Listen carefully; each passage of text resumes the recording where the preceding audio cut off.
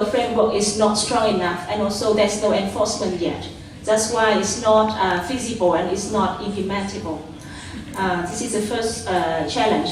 And relevant to that will be the lack of awareness among relevant stakeholders, and also the low capacity of government officials as well as technicians. Because you know the code is too technical, so I can give an example. In the DOC, the Department of Appraisal is responsible for reviewing and checking the dossiers of construction permit application. But then when they look at the code, it's too complicated and they don't know how to, I think they don't have skills for like too complicated calculation. For example, OTTV and EU value, etc. So the low capacity of the government official as well as also low awareness of consultants and investors. And recently also the real estate market is going down, and it will also create difficulty of access to finance for businesses. So applying green building measures will of course increase the upfront cost. So this is also a challenge for businesses to apply the measure. So this is a challenge.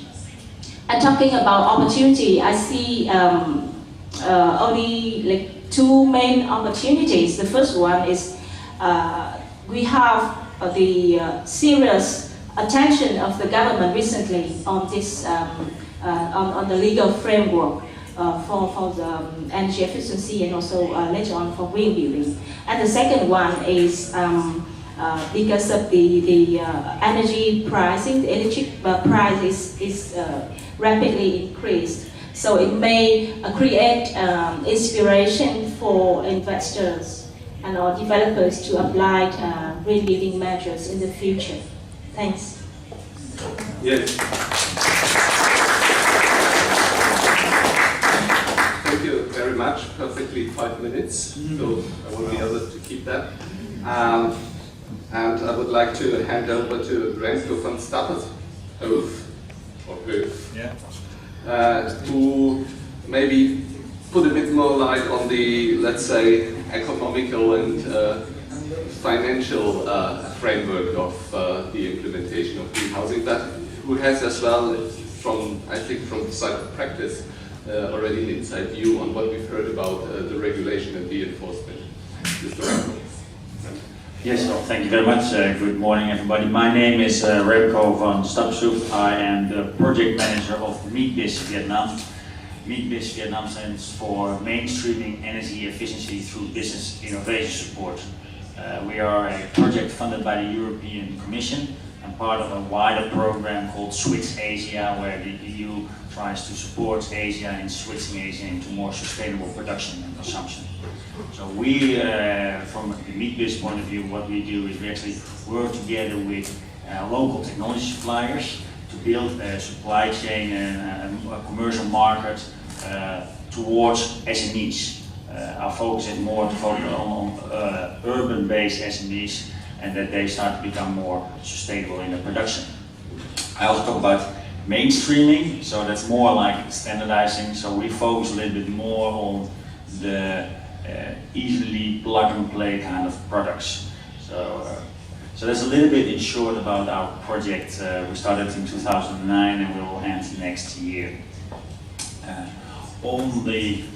I have to make a statement, and I just made a statement that I think that from the statements based from the MeetBiz point of view, so let's just keep it simple and let's focus step by step on simple things, simple, easy to plug and play solutions.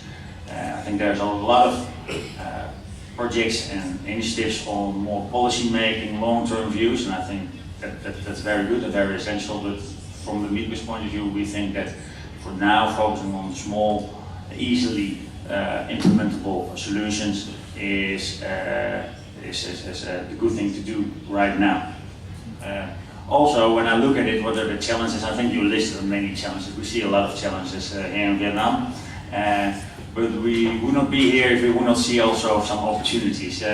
when you talk about challenges, I think everybody also mentioned them. I see a nice board there with, from a policy making point of view to financing, technical solutions. I would say from a Meatbiz point of view, the challenge is that we focus on the SME, the business manager, who is struggling with his business in a daily life. They want to get the revenue, the sales, they have to manage the people, human resource, and then we talk about they have to go green. They don't have time for that. Then we say, well, you should do green solutions, and then they have to figure out what kind of green, and there's so many solutions, and they don't, it's not a priority on the list. So I think that's the challenge for us to put it on their radar, on the roadmap for them to really start investing in some green solutions. I do think there's the opportunity, and the opportunity is the economic crisis. I think every crisis has an opportunity. I think also nowadays a lot